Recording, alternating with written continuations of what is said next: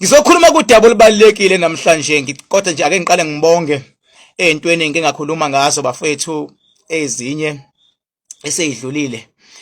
Bazokhumbula abantu abaningi ukuthi ngake ngakhuluma ngedudula ngathi lento ukuthi abantu baze basabe ukuthi khona idudula ihamba idudula bokufika ngabatshela ngathi alikho ilanga la kuzothiwa khona abantu bokufika sebedudulekile abanama permit nabangenawo ama permit but alikho ilanga okuthiwa idudula sebaqedile abantu badudulekile okunalokho iyona ezophelelwa amandla ngoba ibisebenza under a certain agenda.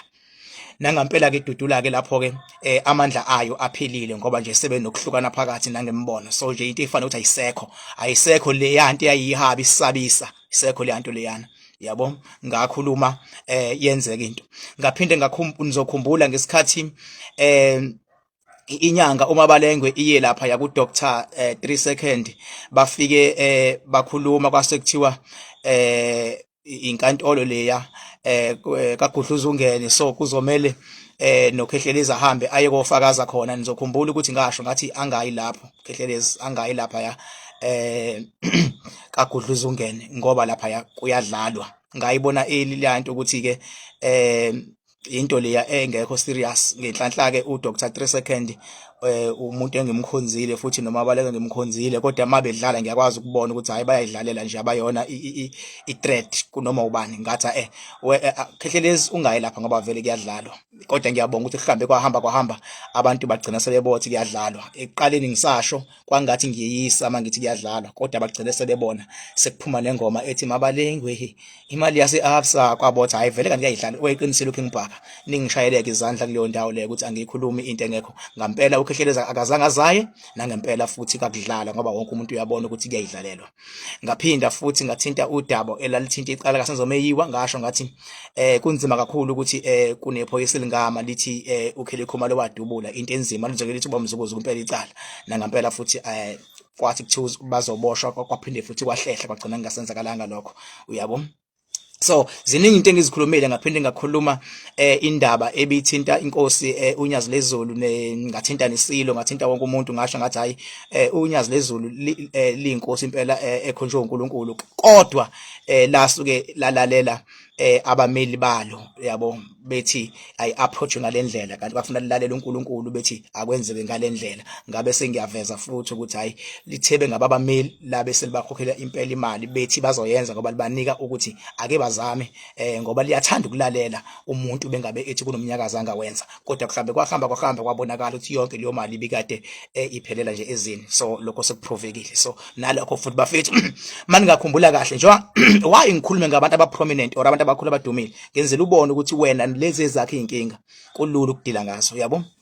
Ngaphinde ngakhuluma indaba enkulu ke le engakenzeki, ngathi uPresident uRamaphosa uzolithatha ihlandla lesibili kodwa ngeke aze aliqede. Ngaphinde ngaveza ngathi le KZN sineyinkunzi uNkulunkulu asibusise ngazo. Ngase ngibala umntwana uma ngosothu Buthelezi, ngabala no former president uJacob Zuma. Ngasho ngathi amakhehla lawo ongathi bengabe ngampela ehlonishwe ngelevel nawe izinsuku zakho zokuphila zingathi kuba zindana mawuhloniphe lawo makhehla ngoba uNkulunkulu khona into ayibekile kuwona. Inkulumo beke ngisuke ngiyichazela nje ngenhlanhla bese beyayithanda abantu. Ngaphinde ngafundisa abaningi ngokuthi uhlaba kanjani, kubaleke ngani, ucommunicate kanjani wena nezidalwa zakho, izidalwa zibaleka kangakanani, nakuba okunye kubuye kuthi kuba controversial because abantu basuke sebefidiwe ngeinformation errong bese beyitshela ukuthi nje ngoba injalo. Ngoba ngiyakhumbula impela bengabe ngithi umuntu uhamba phambili akuzona izidalwa empilweni yakho, wena uhamba phambili idala mase ifika zenzani zona mase zilandela la ufuna zambe khona. Okusho ukuthi nizokhumbula ukuthi kuyaye kuthiwe umuntu uyaplana, uNkulunkulu bese eyayihlela into uyiplanile. Awuhlelelwa ingekho into uyiplanile, plana bese uyahlelelwa. Okusho ukuthi enzani, hamba phambili. Into ehamba phambili iyona ke le ezoqondiswa ukuthi ayihambe ngalendlela ofuna ngayo. Ingakho ngangiyibeka kahle lento, kodwa mangiyibeka sometimes omunye umuntu uyaphuza ukuyizwa. Omunye umuntu ngathi mangisa esabuka ivideo yodwa yami kube nzima ngiunderstand, kufuna omunye aze awabuke aze abe u4 noma 5 asifani. Kanti omunye uthi nje ngikhuluma ngithi ngaqedwe ngishiya sentence bese yathola ukuthi hayi no inkosi le akuyona umuntu okudlala asifanani. Khona umuntu ongenza ihlaya manje bayahleke bonke angahleke omunye uthi mawusufika efika ekhaya kuyima ehleke into ebiyenzeke mina emsebenzini yabo indlela yabantu abathatha ngayo naba receiver ngayo naba interpreter ngayo whatever okufika kubona ayifani bafethi yabo njengoba ngikhuluma kanje ukhona umuntu ongathi sengibhedile nje ngikhuluma kanje khona ungavesana nje angene ngenhlamba bathi usubhedile ubuthi ngibhedephi yabo indlela izimpi zakhe azilwa engasabhekanga ukuthi ulwa kiphi engele kusiphi isikhala yes.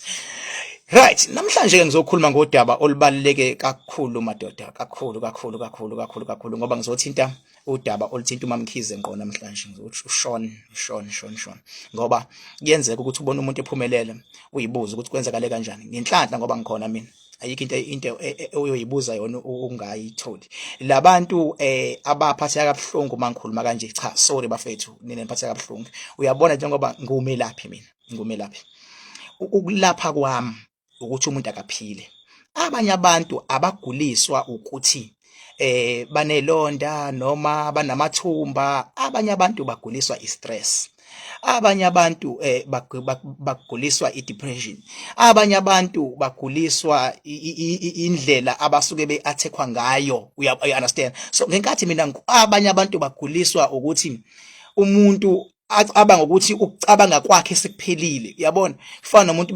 besezozibulala ucabanga bese yaqeda agcine izibulala kanti uzothi umuntu esacabanga ukuyibulala ngivele ngiyiphendule lento ukuthi akakagcini ukucabanga kwakho ngoba ngikhona mina lento ucabanga ukuthi inkinga akuyona inkinga bese ngizwa la khona abantu abasuke sebezoyithatha imali yabo beye kokhokha beyothenga into engeke basize aqeda umuntu abuka ivideo yami bese yayibeka imali yakhe kunabantu esengibasevele imali angazi bangaka abantu esebefonile kumina athi umuntu ayibuya yazi king ungisize imali yami sengiyoyithatha ngiyoyinikeza umuntu okade ethi uzongenzela into eyisigubhu ngivele ngicebe manje yabo kodwa ubethi ngeke angenzele lento ngingamnikezanga lo 200,000 ngathi mina uyabona ke lo muntu obuzomnika imali ubezoba nemali yena ngoba wena umnikeze u200,000 wena ke uzoba nemali ngoba wenzeni because lento yakhe athi uzokunika yona imsebenzela ngoba idayisela wena njengoba uyithenga lento uyakuyenzana athi hayi ngiyoyibeka esitolo sami ngithi mawucabanga lo muntu okudayiselayo akanali business athi hayi unalo akayibeki ngani pho yena imlethele imali ngaphandle kokudayisela wena yingoba wenza imali ngoba idayisele wena bese ya understand umuntu bafithi ngoba uyabona bengabe ukwazi ukunderstanda mawukwazi ukunderstanda awusoze waqineleka yabo so ngiyazi ke mina ngikhuluma nobani la mina ngikhuluma nabantu abaseyinkingeni abahlukunyeziwe nabaqoliwe angikhulumi nabantu abaqolayo that is why mangikhuluma nabantu abahlukunyezwayo nekudlalwa ngabo umuntu ovela afuna ukulwa yilo muntu odlala ngabantu ukuthi ngibaqashiselana abantu uzoyenza kanjani imali bafethu ngicela ni understand lento le engiyichaza manje yabo ngicela umuntu please bengabe ngempela umthembise ukuthi uzomsiza waze wakhipha imali ngicela umsize ngoba ngenkathi umsiza uzobusiswa uNkulunkulu ubusiswe idlozi lakho ukuthi awudlali ngabantu ubusiswa uNkulunkulu uyabona nje mina la kwami alikhi ilanga la ngathiwa khona umuntu othi uyafika usevinjwa amabodyguard ukuthi hayi ungezi kuking Bhaka cha ingakho nje address yami ngiveza openly number 44 Rocky Ridge Road Hilary alikhi ibodyguard engakuvimba mawuthi uze kuking Bhaka alikho khona ngisho indlu yakhiwe eceleni elindele ukuthi umuntu noma efika afika ngene kuyona yabo engavaleleki makuvala amagate nomuntu afika ngene kona linde okwale ekhaya kulosiyobheka endlini ukuthi ake khona umuntu ofikile okusho ukuthi alikhi ilanga engathiwa khona umuntu ekuthiwa usefike eRocky Ridge aka athendiwe uze wahamba engambona ngiking Bhaka lonto ayisoze yenzeka mfethu ngiyacela ithathe le address wazi ukuthi kusekhaya lakho la mawukuthi ufuna ukungibona for the first time fona ku 0798130260 wenze iappointment uyabo wenze iappointment ngoba ufuna ukungibona kodwa bengabe uzofika nje uthi hayi ufuna ukubona uking Bhaka uhlala kuphi you can come at any time kodwa bengabe ufika une query angimele nokuthi uzowenza iappointment emakhona iquery onayo ungafika nje at any time bengabe une query that is why ngikunikeza ini number 44 Rocky Ridge Road alikhi ibhodikade lokuvimba lithi hayi ngikuze umbone uking mina ngisebenza kanjalo mina ya so namhlanje ngizokhuluma indaba enkulu kakhulu bangizokhuluma ngendodakazi madoda uMaMkhize uShaun wakaMpisana ukuthi njengoba enemali engaka yena uwalande phi lamandla. Ngizokhuluma la ngendaba la uShaun elande khona amandla. Singadlala abantu umuntu lokuthi umuntu hayi inhlanhla umuntu bengabe nje amandla akhe kunendlela awathole ngayo. Ufuna silikhulume iqiniso. Futhi ngikusholo lokhu ngikusho ngoba naye le khona uzothi mayifika le video kuyena uzosho athi awuqinisile uking. Yabo? Uzosho athi awuqinisile uking ngempela ngoba angikhulumi into engekho. Ngikhuluma into engekho nje. Ngikhuluma into engekho nje mina. Igama ngophaka sibonga kanzama bathi inkampile bathi ngibonile bathi ngizenzile bathi wathi uphaka uthi akuyini. Ngofana ngicela phuqimisa abafakazana ngotholodwa labetshise. Ithokoza ngambi nalo ngilifice ensimini madoda bathi uqama uxakile kazoshuba kusangenzeka noma yini ngumafafuke nje kethe ngabane ngunu bajogwadi unobhatha ikhulule. Ngumfuka abakhanda madoda awusuka nini. Inyonga namakhanda amabili lesithathe lenkosazana sithi abaphila bada. Hayi sebephilile. Sebephilile. Ngibonge kulabantu esebethole umakhandakhanda amafutha. Bafethu ngiyabonga indlela eningizindela ngayo ama message.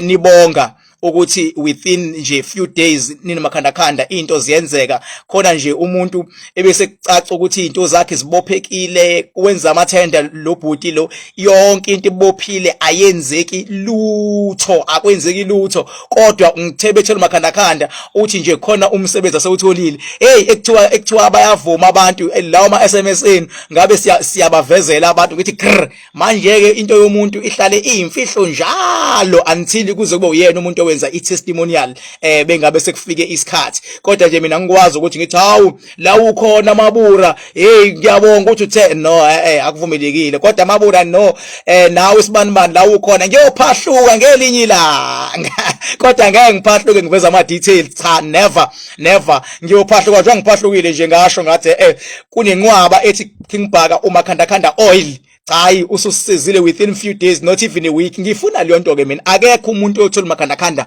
athi awumsebenzelanga akekho. Uma ngabe ungekukusebenzela makhandakhanda ingoba ngeke uze uafford ukuthola kodwa beke wakwazi ukuafforda hayi singabheja imali ihlale ngakuwena yabo kodwa kubalekile ufike esigodlweni. Uma ngabe ukuthi ukude awuzokwazi ukufika esigodlweni kumele la uhlala ngakhona kube nalezi zinto engizosibala at least awube khona umfula okhona. Mawungekho umfula alube khona noma ulwandle. Malungekho ulwandle at least ke akube khona noma intaba. Uyabona mayingekho intaba ungekho umfula lukude ulwandle hayi ngeke ukunikeze wami makhandakhanda kufanele uzofike la esigodlweni ngoba phela is not about ukukunika. Funa nami ngiqinisekise uma ngabe ngikunika ngiyakwazi ukuthi emzimbeni wakho nizoxhumana nawo noma kuthiwa bekukhonani. Funa ngiqale ngibe nendlela yokukuhlanza ngendlela yakhona. Uma ngabe ukude mhlawumbe leko Cape Town awube khona umfula mawungekho umfula ibe khona intaba. Mangekho intaba libe khona idlozi. Yindaba king lezi zinto zibalekile ingoba ngisho idlozi khona idlozi lasentabeni khona idlozi lasemanzini mase kuba uNkulunkulu wamanzi ulwandle. Azibe khona lezi zinto ukuze ukwazi uzothi mawusutholile ngizobe sengiyakuyalela ukuthi mawufika entabeni mawukuthi intaba ekhona enze njani. Mawusutholile ngizokutshela ukuthi emfuleni wangakini noma edamini fika wenze njani. Umakhandakhanda phela asidlali la yabo. Mawukuthi utholile ngizokutshela mawufika olwandle fike wenze njani. Hayi lapho akayikho into ezokuthinta lapho. Hayi kodwa uzothi nanka amafutha cha anamandla wonke kodwa ukuze abe lento engiyifunayo akube khona intaba noma kube khona umfula noma ulwandle. Makukhona into enjalo hayi ngakuposela kufike bona ngeposi kodwa mazi ngekho izinto hayi funa ufike la esigodlweni 44 Recruit Road Hirari funa ufike khona. Alright ake ngene endabeni ke manje kaMamkhize ngoba ngiyazi ukuthi abantu abaningi bayazithanda indaba. Cha uma ngabe ngikhuluma ngoMamkhize ngikhuluma ngoShaun. uShaun angifuni ukunikhohlisa unayo imali iningi futhi kodwa uyenza kanjani imali? Ngabe uhambile wathwala? Ngabe khonto azenzile? Nansi impendulo. uShaun ngisho ngihamba uqedwe umhlaba sengimcheck ngaphansi konyawo akathwele akazi nokuthi yini leyo. Hlalezo nje abantu angikhathali ukuthi ngathiwani akathwele akazi nokuthi yini leyo futhi ayikho into ekuthiwa nanti inyoka eyibululu. Angikhathali ukuthi kuma video kwathiwani kodwa sengimcheck nangaphansi konyawo ayikho inyoka ekuthiwa nansi inyoka emlandela imali. mangathiwa ibululu lilandela umuntu imali, ngabe bonke labantu ababeletha amabululu la ko market ngabe banemali. Usukubona kahle ukuthi omunye umthuqasi nebululu lakho uyabona kade lifidi igundane bandla nalali bambe kabhlungu, noma uhambe kuthengela amachwane ngo 4 rand lambile ibululu la ukuze asena ngisho amandla okunyakaza selilele lilambile. Uyabona uzama amagundane namachwane amancane ahamba lifide lelibululu yabo alikwazi ukwenza fokol. Yini leyo? Into yokusabisa nje bengathi konta kodwa ulamba iswini. So uMaMkhize ngithema ngumbheka mina into engiyitholile kuyena emsebenzelile ukuthi abe la khona. 1, usebenzelwe abazali bakhe. Mangithi abazali bakhe ngibala uma wakhe, ngibala umfowabo ongasekho emhlabeni, ngibala ubaba wakhe ongasekho emhlabeni. Alright ke. Ufuna ngizwe kahle ke namhlanje.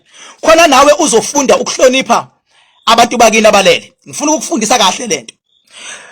So bathe mabedlula abazali bakhe including uma wakhe, umfowabo nobaba wakhe, yabo? Mabedlula ikhanda labo kwase kuba ubaba. Ubaba nje, ubaba, umfowabo, uma wakhe, kodwa ikhanda ubaba. Leli khanda elubaba shuthi lu president kulomuzi. Lase lenze njani? Wase eba nenhlanhla uMaMkhize before abe nemali engaka. Walokho emphupha ubaba emtshela ethi enzu 1 enzu 2 enzu 1 enzu 3 enzu 3 enzu 4 xhumana nobani efika ngamaphupho. Angazi noma uzongizwa lento madoda. Ngeke ngibabuke nje abantu bona bayaphupha amaphupho abo, babaxoxele inyanga, babaxoxele yonke into. Efika ngamaphupho kuyena. Enza kanje, ungakwenzi kanje. Angikufuni lokho. Kuthe makunjalo ngenhlanhla akwazi ukwalalela amaphupho ababa wakhe. Uthebe walalela amaphupho, wabe seyaqala bengabe fikile baba waxhumana naloya muntu ahambe aye kuleyo muntu. Athi xhumana naloya muntu ahambe aye kuleyo muntu. Athi befika lapho athi mina ngiyindodakazi kasibani. Njengoba ubaba wakhe emxhuma kuleyo muntu ngokuthi vele unamandla, ube namandla ephila, unamandla nabengasekho. Uthi bengabe emthuma lapho bese hamba phambili ubaba wakhe afike amotivate kuleyo muntu spiritually. Lona ufika ezindodana, ufika yonke into seyihleliwe. Ngokuthi uyakwazi ukulalela nokumlalela base beya ngokuxhumana. Kwase kufika isigaba la khona kumele ahlale akhumbule ubaba wakhe, enze umcimbi. Hayi ukuthi umcimbi 1 cha, umcimbi wokukhumbula ubaba wakhe, umcimbi wokukhumbula abazali bakhe, umcimbi wokuthi axhumane kahle nobaba wakhe. Ngenkathi eyenza leyo nto akhuphuka amandla kababa spiritual. Ezibengabe ekhuphuka aqala ke manje ase emvikela. Kodwa ingqinamba ithini? Ithi kumele ngoba uyena oxhumana kahle nobaba, kumele agade nabanye abeze emva kwakhe nabanye abomndeni abasondelene. Kumele abagadi bangalambi ekhona. Kodwa wasemthembisa ukuthi kumnyama kubomvu uyomvikela ubaba wakhe.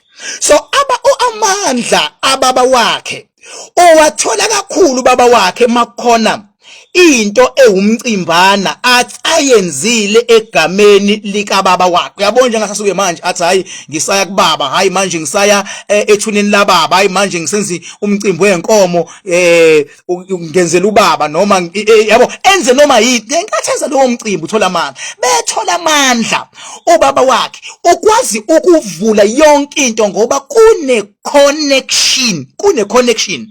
Into eshaya abantu abaningi la. Abantu abaningi asikhuluma iqiniso. Abantu abaningi bayazi ukuthi banamadlozi abo, kodwa deep down awunayo iconnection nedlozi lakho mfethu. Abantu abaningi bayazi ukuthi banephiwo, kodwa deep down awunayo iconnection nesiphiwo sakho naso. Inhlanhla kaMaMkhize athe bengabe fika ubaba wakhe ngamaphupho walalela, bengabe lalela ayenze leyo nto. Akathanga belalela wasevuka wayenyangeni. Uyabona mhlawumbe mina I can assure you uMaMkhize ayikho inyanga engathi uMaMkhize uhamba mina. Ayikho. Kodwa umuntu osebenzela uMaMkhize kumnyama kubovu nokwazi ukumthathela inqumo ubaba wakho ngasekho.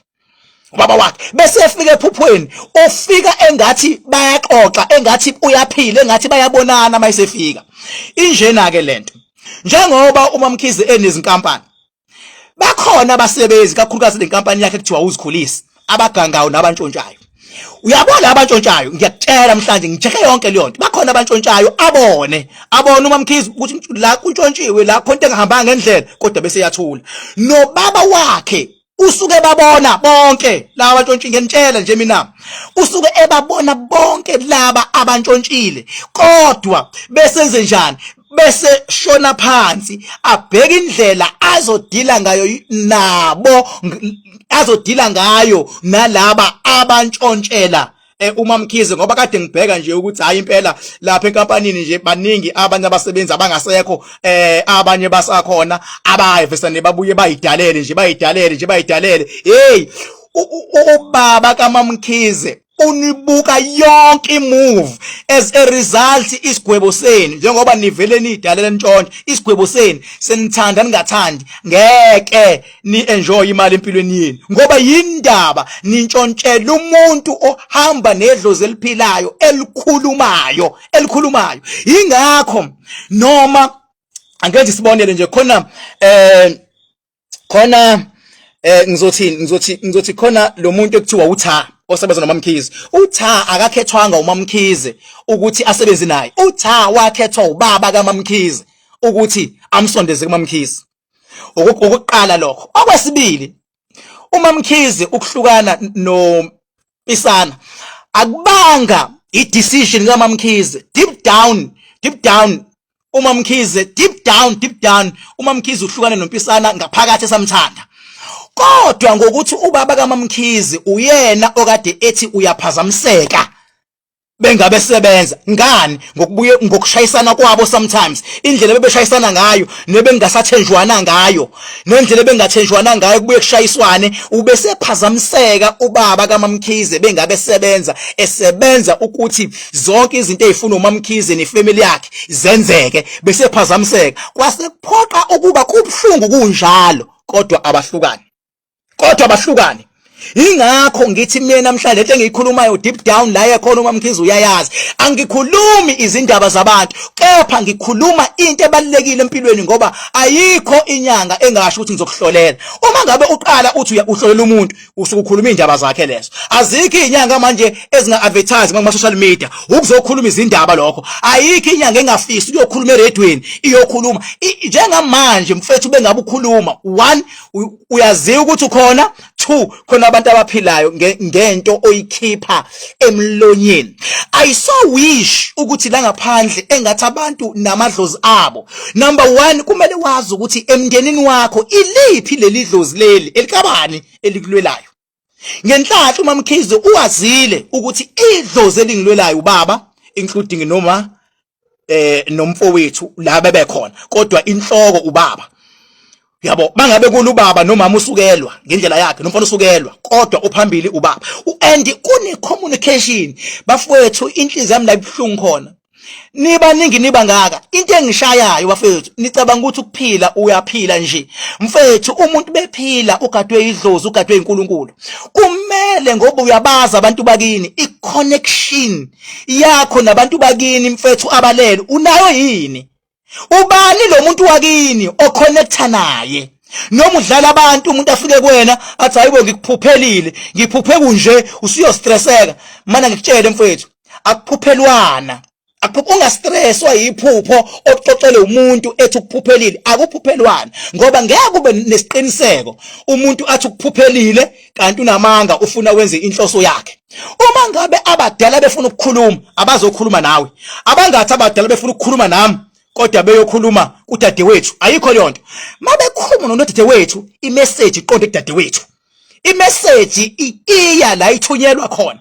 mabeya kumfowethu imessage iya kumfowethu mabeza kumina imessage iza kumina so mangabe imessage iya kumfowethu umfowethu kumele enze leyo nto leyo mangabe yekudade udade kumele enze leyo nto kodwa bengabe imessage ize kumina imina ekumele ngenze lonto leyo. Ayikho into ethi angitshele umngani wami ethi hey ngikuphuphe ushawa abantu ufa hey kushuthi uzofa cha lapho iphupho beliqonde ngqo kuwena. Umuntu ozoshawa abantu wena ophuphe ini iphupho elakho. Incwadi eyalomuntu efike kuyena eaddresswe ngaye incwadi. Awukwazi incwadi addresswe ngami mase ngithi mina hayi nansi wesibongile incwadi yakho kodwa manje iaddresswe kumina iaddresswa kumina eyami. Njengoba mina ngini addressa manje wena ongilalele le nkulumo enginika yona yeyakho ukuthi mfethu uyohamba uzoqeda umhlaba kanti uhlulwa nje iconnection between wena nedlozi lakho. Uma ngabe sewuyilahlile iconnection nedlozi lakho yila ungidinga khona ke ngenhlahla ngoba sekukhona umakhandakhanda ngiwenze ngendlela ukuthi noma kuthiwa khona ukulahleka kweconnection indlela owenziwe ngakhona ukuthi uphinde ukuconnecte nedlozi lakho. Umuntu ozokuyalela empilweni enzani makunjani la uhamba khona kuhlelele abantu bakini abadlele noNkulunkulu mfowethu. Okwami mina yini uqinisekisa ukuthi you are still connected. La uqhuzuka khona okwami ukufika ukuphakamisa kulezitha lezi ezikuhlaselayo ukuthi mina ngilwe nazo. Kulezitha lezi ezithwebula abantu bakini njengoba ungasakwazi ukukhuluma nabo bathwetshulu. Owami umsebenzi ukuthi ngiphathe umakhandakhanda oil ngiqonde khona ngifike nginqobe lezo zitha lezo. Nginqobe okwami ukunqobela manginqobelile connecta ke nabantu bakini. Abantu abazogijima nawe abakini ngoba ni family njengoba sibelele phansi ba wena uyibona.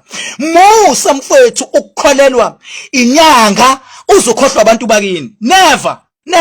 Musa mfethu ukudla imithi ugcina ungasana ndaba ukuthi uhlobo lomuthi odlayo uyingozi wona uyangena ekhaya noma ungena ekhaya awusene ndaba nabakini sewunendaba nalento. Musa mfethu ukugqiba isikhala siphakanyiswa egcekeni. Bafethu noma kuthiwa umuntu athi uzokubethelela ngiyacela lento ingisebenzisa kabuhlungu ngicela ingagqitshwa imbese egcekeni please ngagqitshwa imbese egcekeni. Ayingagqitshwa imbese.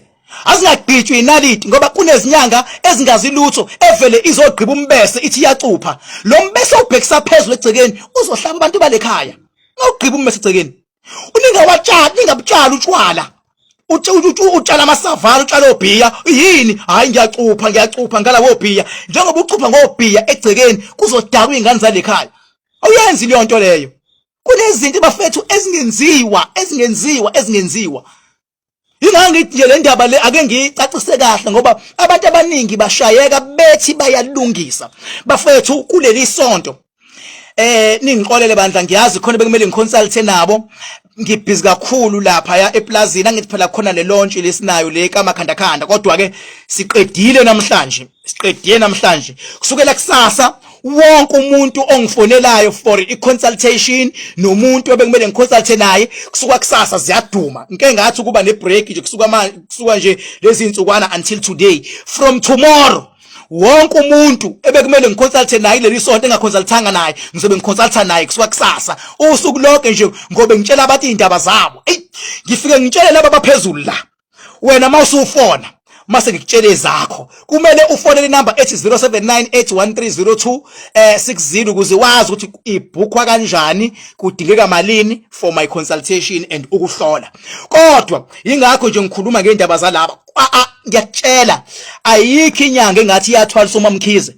Ayikho inyanga engama ithi uMaMkhize uhamba mina. Khohlwa uMaMkhize usetshenzelwa ubaba wakhe. Into embi esukiza kuMaMkhize isuswa ubaba wakhe. Into enhle eza kuMaMkhize ilethwa ubaba wakhe. Ngoba yini uMaMkhize nobaba wakhe bane connection. Wena obusola ukuthi uthwele izwa ngami ubaba wakhe onamandla. Ingakho nawe ngikufisela ukuthi uma wakho akabe idlozi elihle kuwena, ukhulu wakho akabe ileli idlozi elihle kuwena, ubaba wakho nawe akabe leli idlozi elihle, umkhulu wakho ngiyakufisela and ngizoyilungisa liyonto ukuthi ayenzeke kuwe. Ngoba uma ngabe yenzekile mina bengizosho mina nakho ngiyakwazi ukuma mina abantu abayingozi ngempela ke nabakwazi ukusabisa igebengu ngithi ayikho into isigubhu zinyanyayo ngoba mina lento ngayisho ngase ngiyayivula ngathi isigubhu asimsebenzeli umuntu osuke sithenga, sisebenzela lo sidayisayo. Uma ngabe usidayisa unenkinga nami, ngifonele musu kungihlebe emaceleni unamanga ukubhaka, ngifonele uthi Bhaka mfowethu noma King Bhaka, mina esami isigubhu ngiyakutshela siyawenza u1 no2 no3. Mase siyavumelana, mase ngingena nawe la ku live ngitshela abantu ngithi nangu sibanibani uthi esakhe siyasebenza. Sekumele senzeni manje? Asiprove-ke leyo nto. Asiprove leyo nto. Kodwa gijima uyokhuluma ngami ko TikTok, ukhulume ngami emapage, ukhulume ngami lapha ayikwenzi indoda leyo nto. Uma uyindoda ngifonele 0798130260 sivumelane ukuthi ngoba mina ayikho into engingayazi and awukwazi ukuthi uthi kumina hayi into esebenzayo into efakwa esigubhini iyona into elanda imali leyo. Ayikulandeli ngani wena? Ayikulandeli ngani wena? Ayikulandeli ngoba ikwazi ukuyilanda. Ukuze ilande ingakho sidayisa. Lo budayisa wena, you are trying to raise funds for yourself. You are raising funds for yourself ukusidayisa. Lo muntu bengabe sithenga, futhi kumele usidayisa naye. Kumele usidayisa naye. Ngoba asingeke sambe sithi siyolanda imali. Never. Uma uthi siyayilanda, hayi asisibhekele. Mase sibheke ukuthi sithini ingqinamba zaso. Ngoba into nento mayikwazi ukuletha imali eningi noma impumelelo, kuba nento ekuthiwa ingqinamba. Ayikho into eletha imali ingabukhona ingqinamba. Ngoba ngisho noma kuthiwa unelwane lezi ezambayo lezi ezinentshebende zingenza noma yini, kodwa izokuxaka ingqinamba. Izokuxaka ingqinamba. Zikhona ukuthi zikhona kusho zizosebenza. Zingaba khona zingasebenzi. Zikhona. Uthi uyayithuma zithi khuluma nobaba wethu bese ziyamusha ukuthi ubani. Zikhuluma naye. Uthi mawukhuluma naye kubaba wazo esidala ke leso ke uthi uyakhuluma zithi hayike ingqinamba ithi before ngikwenze lokhu ake uqala ubulale inkomo ezu5 sokulandela ke lo 3 million osebhank. Sifuna igas elizosinika amandla ukuze siyele. Sokuzosinika amandla ngoba wena ufuna ukusithuma. Abantu abakwazi ukukwenzela into step by step ngaphandle kwengqinamba idlozi. Ingake ngachaza kusuka enkukhwini kuze embuzini kuze enkomweni bengichaza idlozi lapha. Kodwa mawusuthi wena unento oyithumayo, into oyithumayo ihamba nengqinamba. And ingqinamba into oyithumayo isikhathi esiningi iba negazi lomuntu phakathi. Lento oyithumayo. Uma ngabe ungayazi leyo nto awukho kwi level ukukhuluma nami. Ungayazi leyo nto. Usathi hayi khonto engiyifakile. Hayi fuck off. Ayikho leyo nto. Fuck off ayikho leyo nto. Tshela yithi lokhu ngibhaka. Ayikho indlela ongangibhekisa ngayo phansi ungibhekisa ngithi. Angilwisani nezinyanga, angilwisani nabafundisi, angilwisani. Kopha ngenzani mina? Ngiqwashisa umuntu onemali yokugcina ukuthi angavesana ehambisa imali yakhe. Yabo, angayihambisa imali yakhe. Mawukuthi ubuka ama video ami uphinde uhambise imali yakho kwayiwena fuck off owinyoni. Fuck off owinyoni. Uthi uyothenga isigubhu, fuck off owinyoni kwayiwena. Wile ngene kuthiwa impatha. Yabo. Thu impatha. Yabo ngelila ngamangathiwa ngithi mina kuwena ake kuvela abantu la eke bayithenga. Ungayibona into engenzeka la. But angifuni ukwenza lokho ngoba ngilwisana nezinyanga. Ngeke ngikwenze lokho. Ngeke ngikwenze mina ngisoze mina ngafika la ngathi lesigubhu sakho sibanibani nawe sibanibani nawe sinje ngeke ngiyenze leyo nto ngoba ngilwisana nezinyanga. Kodwa kuthiwa ngilwa nazo bengingaveza ilist yabantu abathenga izigubhu zengabasebenzela. Bathi ngeke ngikwenze lo ngibiza amagaba abantu la ngithi le nyanga mina inqwaba abantu abeza kumina. Bethi King Bhaka ngidlala inyanga ewusibanibani. Awukwazi ungizwe ngize la ngithi mina wenyanga ewusibanibani udlaleleni ngaloya. Angiyenzi leyo nto mina. Angiyenzi leyo. Mina ngize ngikhulume ngento engisuke ngiyibona umuntu eganga ngawo la social media yandaba night ngithi hayike lo mgango ugangile udwela nathi ke wena. Kodwa umuntu beyithulele nje ezinto zakhe emakhoneni. Hayi angilandela amakhono abantu. Angilandela amakhono abantu. Kodwa nje ngikhona mina ngoKing Bhaka la awukwazi uvusana ubhede nje la. Mina hayi awukwazi ukuyenza lento mina. Akwazi ukuthi ngampela hayi ngeke. Mina kahle la ngilwela abantu. Ingakho noma yinini mina abantu abangilalelayo impilo yabo isafani na last year. Ngokungilalela awucabanga ngeke masuthi ungilalelile ayisafani impilo. Cabanga ke makuthiwa ungilalela unomakhandakanda oil. Awucabanga ngeke nje ukuthi ungilalela unomakhandakanda oil. Awucabangi nje. Ekuba nje ngoba sofika isikhathi la ngizoye ngithi mina wonke umuntu onomakhandakanda oil ngicela la onomakhandakanda oil.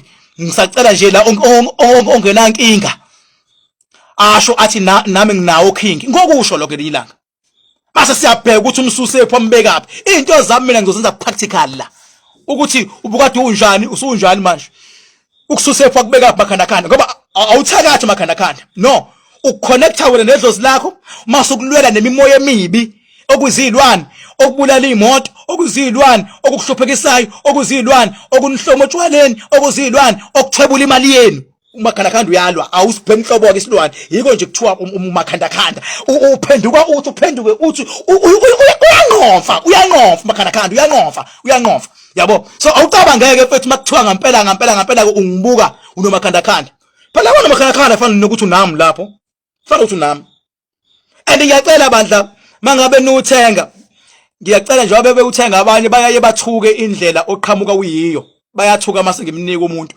ake phela abantu bajwayele ukuthenga into kuthiwe nansi manje umakhanda hayi unezingqinambana zawo nawo ngoba ulwa izimpi ezinkulu zabantu unezingqinambana zawo nje ingakho ngachaza ngathi lapha eDamini kunendlu nizobona nje kunendlu lapha eDamini ngo-October nizoyibona bengabe nifika ngoba ngizohlela umcimbi omkhulu kakhulu la sobe sibusa niyoyibona leyo ndlu indlu yalamafutha ilamafutha kuphela ahlala kuleyo ndlu imbiza yami ayihlali lapho insipho yami nelotion yami ayihlali lapho amanzi amabizo ngesikhali awahlali lapho wonke ama products ami nginawo awahlali kuleyo ndlu kodwa umakhanda uhlala kuleyo ndlu wodwa amafutha nje aqaqaqaqaqaqa izobe inkulu kanje ya ihlala umakhanda liyandlu and mawuzo uzoyibona iphakathi eDamini shipower hayi futhi bandla shema ukuthi uzophupha kambi mawusunawo noma kuzomela uhlabele noma kuzomela wele cha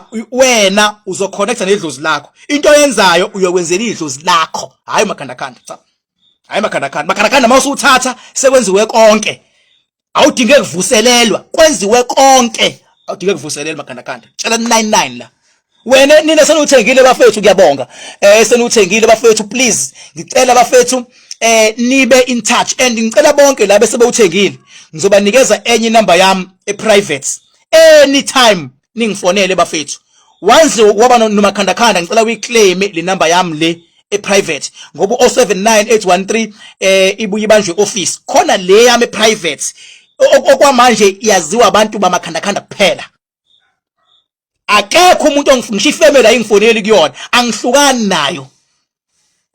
nayo iyiphi le phone yami private yile iSIM card yile ngikhuluma kuyona njengamanje le phone ngisho ungafona uthi uyangifonela 079813 ngeke iringe la izoba nje umfana eoffice kodwa mangase kunikeze private ngathi ngikhuluma la ufone ingabanjwa la ngingaringa la ngeke ngidedele la iyalaba abanomakhanda yabo iyalaba abanomakhanda oil babaleka kakhulu labo bantu sukunemini babalekile labo bantu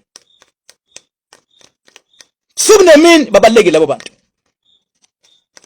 yabo hayi kuthiwa ngizokusiza kodwa ngo200,000 ngizokusiza ubhuqa izinto uyabo mfethu uma ngabe wakhokha u500,000 ufuna usiza wangalithola ngicela manje wehlisa umoya bese uthenga kulo 500,000 ewawukhokha kulo 100,000 ewawukhokha wangasizakala ngicela uyiprove lento ngicela uthenga umakhanda ngo6,000 bese uyabona ukuthi wona ngeke yena wenza umsebenzi engabe wenziwa ile yanto owayikhiphela u500,000 wenzelwe into ka6,000 into ekumele yenziwe ku500,000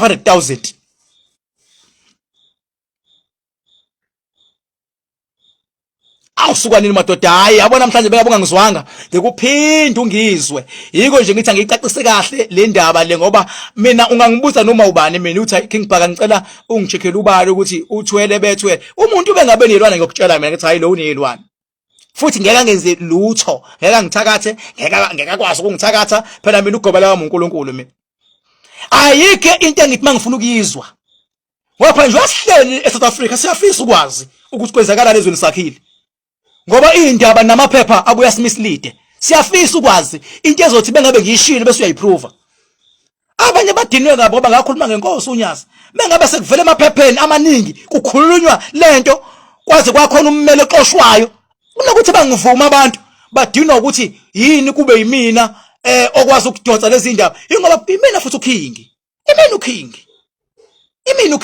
why kuwela King Bhaka wazi ukuthi abanye badinwa kabi mangithi hayi uNamaphosa right wrong enjalo kodwa elesibili ihlandla uzolithatha kodwa ngeke saliqeda kodwa ngoba ipolitiki yakhe uyidlala ngale ndlela edlala ngayo uzolithatha lesibili kodwa hayi ukuthi ulithatha nje siyabona umehluko ukuthi indlela edlala ngayo ipolitiki uzolithatha lesibili asinamona ke phela egcineni ngiyinkosi egcineni futhi ngizolithathile ngiyobuya nginitshela ngithi awuthathile ngasho uqala lo nyaka kuseyihlazo ukuthi uthi uzobuyela kuthena maqhamuka indaba zophalaphala bathi abanye nangu uyaphuma nje ngathi khohlwani indlela ezodlalwa ngayo le ndaba kaphalaphala wonke umuntu uyosala enqapha yedwa indlela ezodlalwa ngayo le ndaba kaphalaphala indlela ezodlalwa ngayo le ndaba kaphalaphala umuntu uyosala enqapha yedwa athi nqa ebethathe lesibili ihlandla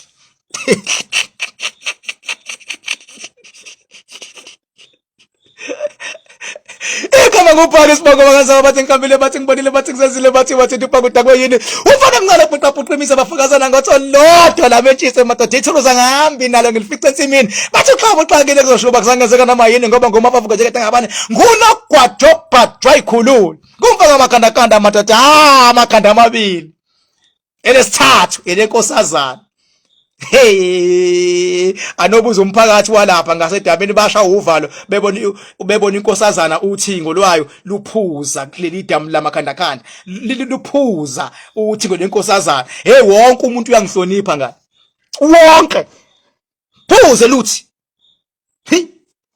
wema hayi bafethu indlela ngithanda ngayo ngithanda ure inamba yami 0798130260 noma futhi ufuna uku-order umakhandakanda 0798130260 uma ngabe ungekho kude ngicela ufike esigodlweni kodwa mawukude mawuthenga ngicela either ngalapho lukhona ulwandle maningekho ulwandle no problem awabe khona umfula mawungekho umfula no problem alibe khona idamu maningekho idamu no problem akube khona intaba uma ngekho konke lokho hayi kuyaphoqa ufike ngapha ziyafika sibe khona lezi zinto ziyafuneka zibe khona lezi zinto lezi it's either umfula noma ulwandle noma idamu noma intaba at least okukodwa kwalezi zinto hayi mangabe zikhona hayi ngakuphosela kodwa mangabe zingekho ufuna ufike la noma kuthiwa unamalini mfowethu ngeke ngikuphosele ufuna ufike lesigodlweni mayingekho intaba ungekho umfula lungekho ulwandle akhosho kodwa hayi ngeke ngikuphosele ufuna ufike la phela ngikwazi ukuthatha amafutha ami ngivele ngiwabeka esigangeni nje azo-operate kanjani ngoba phela azofuneka amanzi endaweni mase-operate izofuneka intaba phela khona idlozi lentaba emakhona ulwandle futhi noma khona intaba hey kuba mnandi kakhulu lapho mawufuna uku-order 0798130260 bafethu ngicela ukuvalelisa ngicela awunangi uMondli Mkhize madoda uthi ngithi makhandakanda my king 100% thank you Mondli and ngicela bandla please once order wawuthola ngicela ungasabi uthi king ngicela le phone yakho leya private ngicela yona ngizokunikeza leyo ngisho ngifonela nango1 ekseni unomakhandakanda phela umsebenzi wami nje ukukulwela lapho unomakhandakanda ufundelwe yimina ngisho ungafona ngo1 ekseni ufone ngo2 unomakhandakanda umsebenzi wami ufone kuleya private awusoze wezwa kuthiwa ibanjwe eoffice leka private yindaba ngoba nizokwazi ukuthi mangabe ngiza la ngizokhuluma nomhlaba niyazi ngeniloko nifona mangabe uzofuna ukufona la ngabe ngiyachoma mina ngithi nini namakhandakanda ngicela nike ningifonele manje bese ziyangena ke ingcola yabo ngilong pressa ngithi yabo befona abantu namakhandakanda ithi 081 leyo number ithi 081 leyo number yabo makhandakanda number leyo awusoze wezwa iwona number kamakhandakanda ke leyo yabo ithi 081 cha bafethu ake ngibingelele ake ngivalelise kamnandi engazi nganithanda uyazi kuvele ngahambeki bengabe ngikhuluma nani angiyazi lento kuvele ngahambeki inhlobo ikhona ke sigodlweni la senu bafethu la ngifuna nifike khona nje kube mnandi ngelinye ilanga wonke umuntu agqoka white kushawa ibray siyobe celebrate bonke abantu la abanomakhandakanda yabo nje beke abanomakhandakanda baba baningana nje impela bonke ngiyobabiza wonke umuntu namakhandakanda yonke into yothengwa yimina kuzo-celebrate nje la sibe one moya la mona makhandakhanda nje kohlahle ngithi sigqoke white umuntu aswenke kushawa ibrayi la kuhanjwe yonke into ningene wonke amakamela alekhaya ningene ngisho na underground uyabo ningena underground so yenza leyo nto beke nje abanomakhandakhanda at least ngoba le ndawo accommodate inqwaba at least ibeke baba la ko 200 abantu abanomakhandakhanda sesingayihosta ke party lapho ke bagcwale labelungu bala ukuthi asifikele sigalelekile wana makhandakhanda nje ufana ukuthi uyimina ngoba uyimina hey ngidabukela lozo uthi uyakuzama zamisa kanjani nje kodwa kanjani nje mfowethu uma ukuthi wawufuna into oyifunayo wakhipha u300,000 ngithi mina ngo6000 kamakhandakhanda ake uthola wodwa masiyabona ukuthi yini namandla lo 300 wawulahla no6000 lozoletha la and isakha one big family manje one big family ngizokwenza ngisho ama-seminar alaba abanakhona kuhlalwe phansi ngibafundise ngibacoache ngibanika amandla ngifuna ukunika amandla ngenkani nina makhandakhanda ngeke ngigcine ngokuthenga hayi ngizoninika amandla ngenkani ngikutshele mina ngokubaluleka kwedlozi lakho umuntu nomuntu othi akasabaphupha bakubo ngizokwenza mina ngomakhandakhanda baphuphe ngenkani abakhulume nawe ngelinye ilanga ube yiboss ungazange wathwala cha ube yiboss ngedlozi lakho bangene connection. Thank you very much kuleyo ndawo nginithanda uri bye bye.